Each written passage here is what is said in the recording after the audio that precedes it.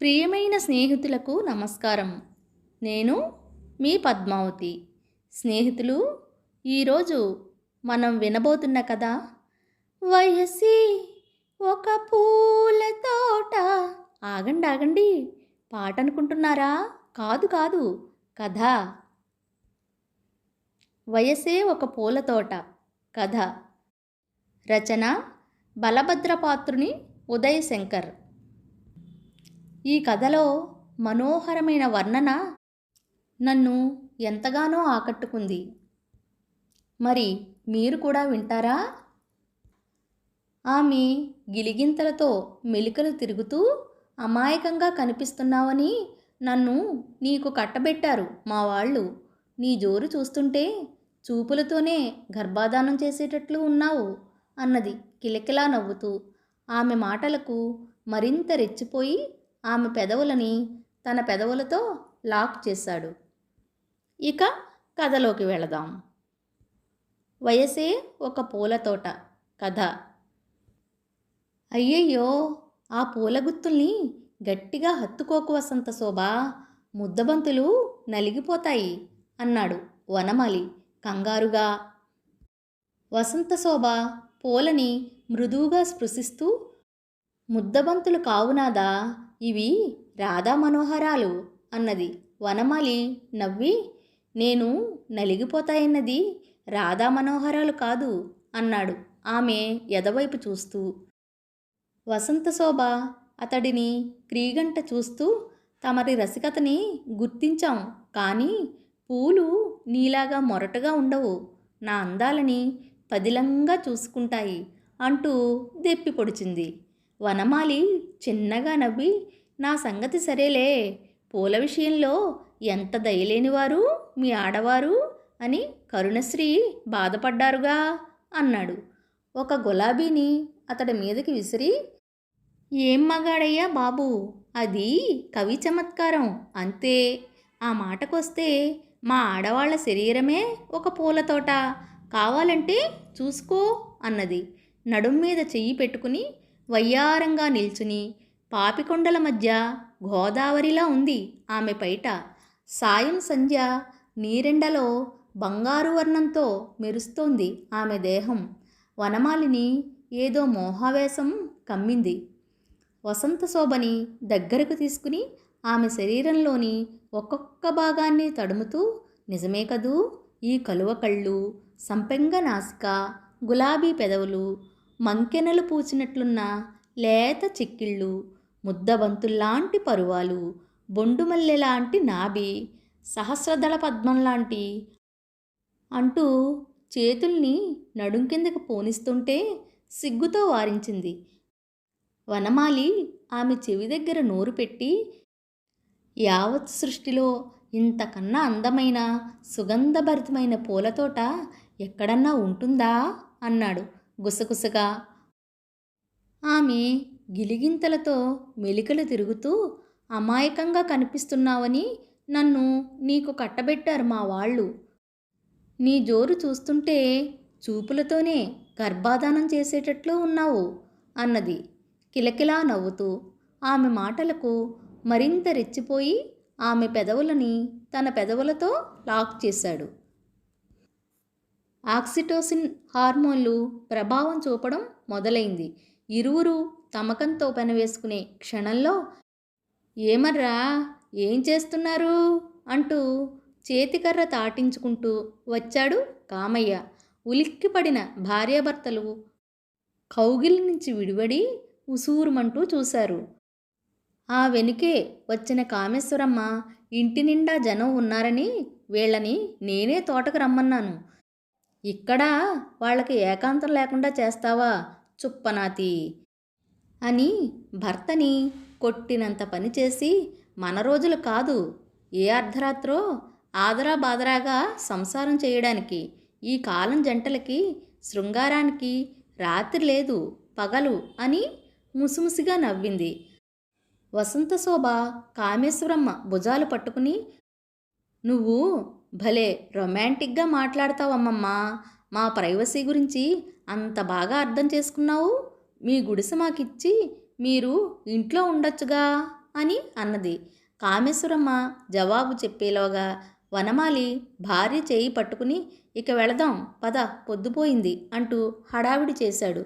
వసంతశోభ చిలిపిగా నవ్వి మా ఆయన ఆగలేకపోతున్నాడమ్మమ్మ, మళ్ళీ రేపొస్తాంలే అంటూ భర్తని అనుసరించింది. వసంతశోభ భర్త చేయి పట్టుకుని నడుస్తూ అమ్మమ్మ తాతయ్య తోటలో ఎందుకు ఉంటున్నారు అన్నది. వనమాలి మొహం మ్లానమైంది. ఏం చెప్పమంటావు, నా చిన్నప్పుడు అందరం కలిసే ఉండేవాళ్ళం. ఒకరోజు అమ్మా బామ్మ ఎందుకో గొడవ పడ్డారు. అప్పటి నుంచి తాతయ్య బామ్మ తోటలో ఉంటున్నారు అన్నాడు. వసంతశోభ ఆడపడుచు వనజ, అత్తగారి తమ్ముడు భద్రం కుటుంబాలతో సహా ఆమండువ ఇంట్లోనే ఉంటారు. మీ అక్క బావగారు భద్రంగారు వాళ్ళకి ఇళ్ళు వాకిళ్ళు లేవా, మనతోనే ఉంటున్నారు అని అడిగింది. ఆమె ప్రశ్నలో కాస్త హేళన ధ్వనించింది. వనమాలి నిర్లిప్తంగా చూసి లేకేం, ఎవరి కొంపల వారికున్నాయి. వనజక్క అత్తగారి పోరు పడలేక ఇక్కడే ఉంటుంది.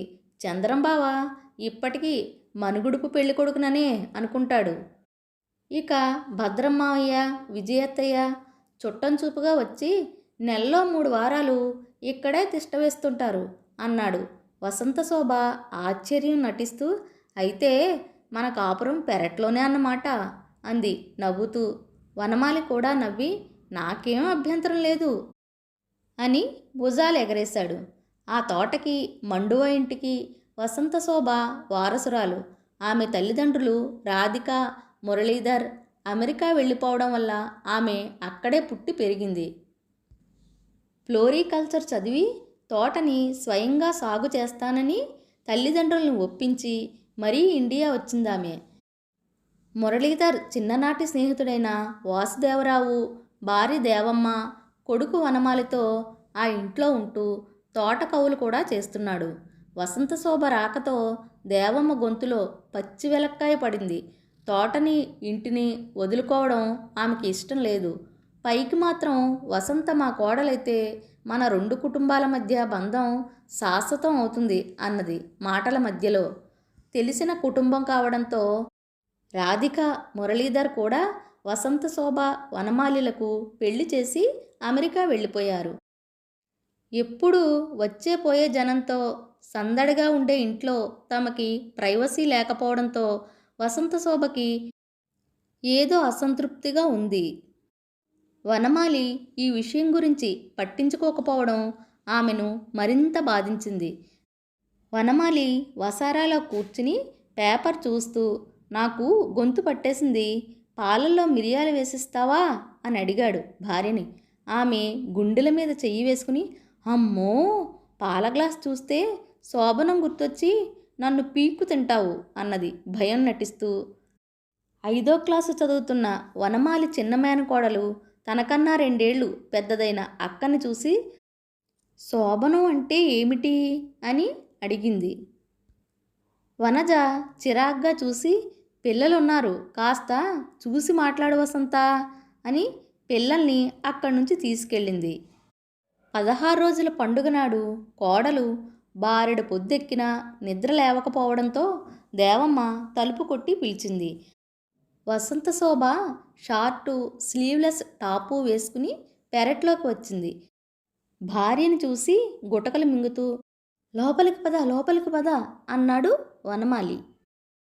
వసంతశోభ నిద్రమత్తులో భర్త ఛాతీపై తల వాల్చి రాత్రి ఈనటిల్లో చూసేగా నా ఒళ్ళు హోనం చేశావు, మళ్ళీ మూడొచ్చిందా లోపలికి రమ్మంటున్నావు, నాటీ గై, రాత్రి వరకు గుర్రాన్ని కట్టేయాల్సిందే అంది హస్కీగా. అతడు తల బాదుకుని అబ్బా అది కాదు, ముందు లోపలికి పదా అని పెళ్ళాన్ని లోపలికి లాక్కెళ్ళాడు. విజయ ముక్కు మీద వేలేసుకుని అదేంటి వదినా, ఎంత అమెరికా అమ్మాయి అయితే మాత్రం మరీ కురసబట్టలు వేసుకుని పెరట్లోనే మొగుడుతో అని అటూ ఇటూ చూసి నిన్న ఏం చేసిందో తెలుసా, పెద్ద తొట్టి నిండా నీళ్లు పోసి ఉంచానా, 3 పెళ్ళాలు సిగ్గు లేకుండా తొట్లో సరిగంగ స్నానాలు చేశారు, ఛీ పాడు ఎవరన్నా చూస్తారన్న ఈ ఇంగితం కూడా లేకపాయే అని బుగ్గలు నొక్కుకుంది. కోడలి చేష్టలు చూస్తుంటే దేవమ్మకు కూడా హృదయం రగిలిపోతుంది. గట్టిగా చెబితే ఈ ఇల్లు తోట నావి, నా ఇష్టం వచ్చినట్లు ఉంటాను, మీకు నచ్చకపోతే మీరే వెళ్ళిపోండి అంటుందేమో అని భయం. దేవమ్మ తల పట్టుకుని పెదపకాలం పెదప బుద్ధులు, ఏం చేస్తాం, అయినా చెప్పి చూస్తాను అని నిట్టూర్చింది. ఆ రాత్రి కరెంట్ పోయినప్పుడు అందరూ ఆరుబయట మంచాల మీద కూర్చుని కబుర్లు చెప్పుకుంటున్నారు. వనజ పిల్లలకు అన్నాలు పెడుతోంది. వసంత శోభ స్నానం చేసి వచ్చి మంచం మీద కూర్చుంది. కాసేపటికి వనమాలి వచ్చి భార్య పక్కన కూర్చోబోయి తూలి ఆమె ఒళ్ళో పడ్డాడు. తెల్లవార్లు తమర్ని మోస్తూనే ఉన్నాగా, ఇప్పుడు కూడా తప్పదా ప్రాణనాదా అని నవ్వింది.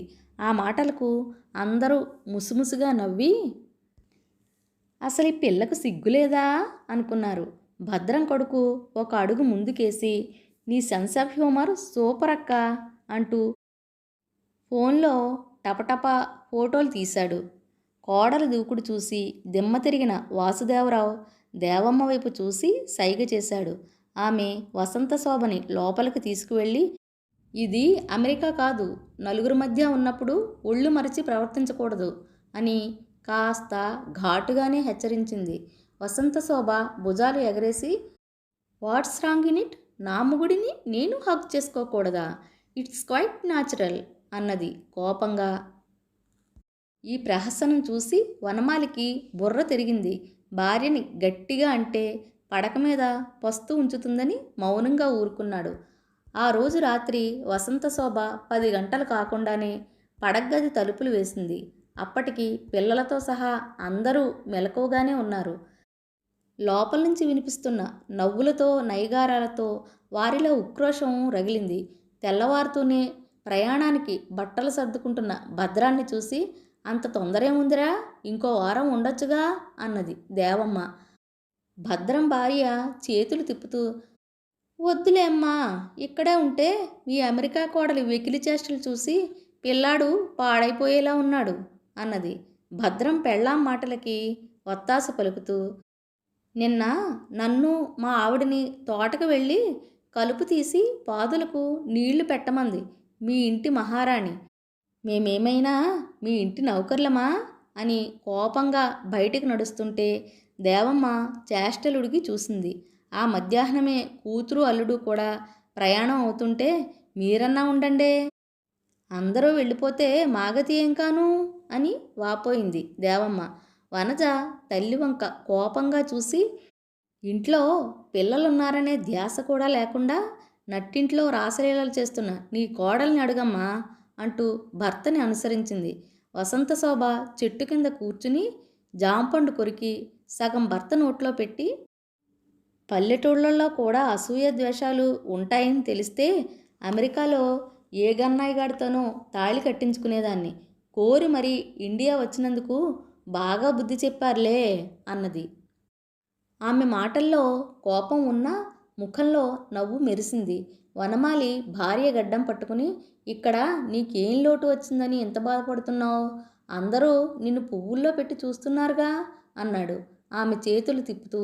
ఆహా చూస్తున్నారులే, రాత్రి మొగుడు నిద్రపోనివ్వడు, తెల్లవారితే అత్తగారు నిద్రపోనివ్వదు, మొగుడు పెళ్ళాలు సరసాలు ఆడుకోకూడదు, నెలలో ఆ 3 రోజులు ఇంట్లోకి రాకూడదు, ఇదేనా పువ్వుల్లో పెట్టి చూసుకోవడం అన్నది ఎగసక్యంగా. అప్పటిదాకా నిగ్రహంతో ఉన్న దేవమ్మ కోపం పట్టలేక ఉమ్మడి కుటుంబాల్లో ఆచారాలు మర్యాదలు ఎక్కువ ఉంటాయి, వాటిని పాటించకపోగా దగ్గర బంధువులను గెంటేసి మొగుడితో ఇష్టం వచ్చినట్లు కులుకుతావా అంటూ కోడల మీద విరుచుకుపడింది. వసంత శోభ ఉక్రోషంతో ఉన్నది 2 బెడ్రూములు, అవి కూడా పగటిపూట అందరూ వాడుకుంటారు, కొత్తగా పెళ్ళైన వాళ్ళు ఏకాంతం కోసం అర్ధరాత్రి దాకా వెయిట్ చేయాల్సిందేనా, అయినా ఎవరింట్లో వారు ఉంటే అందరికీ మంచిదేగా అన్నది.